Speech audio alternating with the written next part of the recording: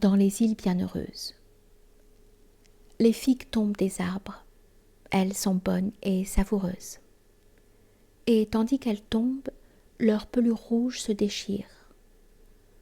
Je suis un vent du nord pour les figues mûres. Ainsi, semblables à des figues, ces enseignements tombent vers vous, mes amis. Prenez-en la saveur et la chair exquise. Autour de nous, c'est l'automne et le ciel clair et l'après-midi. Voyez quelle abondance il y a autour de nous.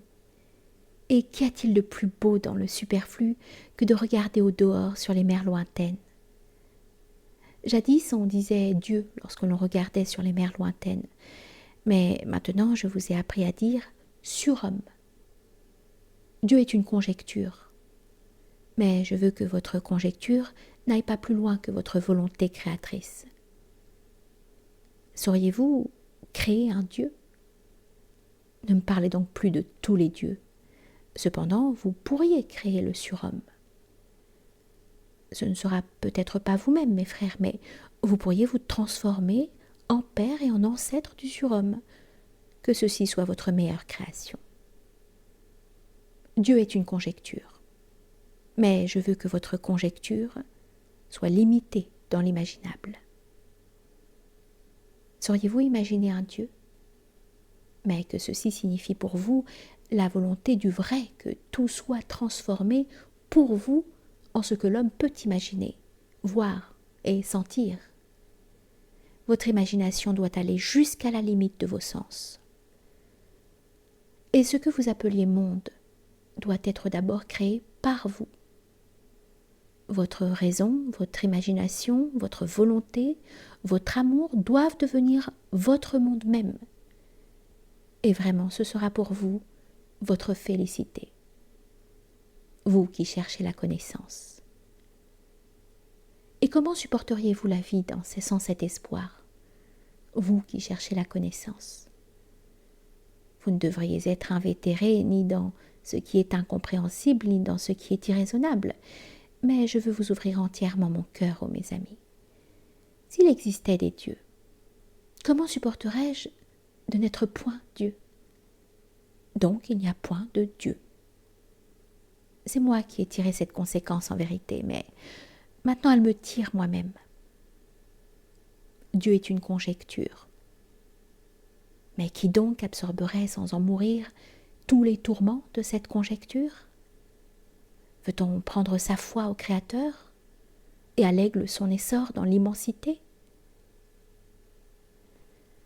Dieu est une croyance qui brise tout ce qui est droit, qui fait tourner tout ce qui est debout. Comment? Le temps n'existerait-il plus et tout ce qui est périssable serait mensonge? De telles pensées ne sont que tourbillons et vertiges des ossements humains, et l'estomac en prend des nausées. En vérité, de pareilles conjectures feraient avoir le tournis. J'appelle méchant et inhumain tout cet enseignement d'un être unique et absolu, inébranlable, suffisant et immuable. Tout ce qui est immuable n'est que symbole, et les poètes mentent trop. Mais les meilleures paraboles doivent parler du temps et du devenir. Elles doivent être une louange et une justification de tout ce qui est périssable. Créer, c'est la grande délivrance de la douleur et l'allègement de la vie. Mais afin que naisse le Créateur, il faut beaucoup de douleur et de métamorphose. Oui, et il faut qu'il y ait dans votre vie beaucoup de morts amères au Créateur. Ainsi vous serez les défenseurs et les justificateurs de tout ce qui est périssable. Pour que le Créateur soit lui-même l'enfant qui renaît, il faut qu'il ait la volonté de ce qu'il enfante, de celle qui enfante, avec les douleurs de l'enfantement. En vérité, j'ai suivi mon chemin à travers sans âme, sans berceau et sans douleur de l'enfantement. Maintes fois j'ai pris congé, je connais les dernières heures qui brisent le cœur. Mais ainsi le veut ma volonté créatrice, ma destinée, ou bien, pour parler plus franchement, c'est cette destinée que veut ma volonté. Tous mes sentiments souffrent en moi et sont prisonniers. Mais mon vouloir arrive toujours libérateur et messager de joie. Vouloir affranchi. C'est là la vraie doctrine de la volonté et de la liberté. C'est ainsi que vous l'enseigne Zarathustra. Ne plus vouloir et ne plus évaluer et ne plus créer, oh, que cette grande lassitude reste toujours loin de moi. Dans la recherche de la connaissance, ce n'est encore que la joie de la volonté, la joie d'engendrer et de devenir que je sens en moi. Et s'il y a de l'innocence dans ma connaissance, c'est parce qu'il y a en elle de la volonté d'engendrer. Cette volonté m'a attiré loin de Dieu et des dieux. Qu'y aurait-il donc à créer s'il y avait des dieux?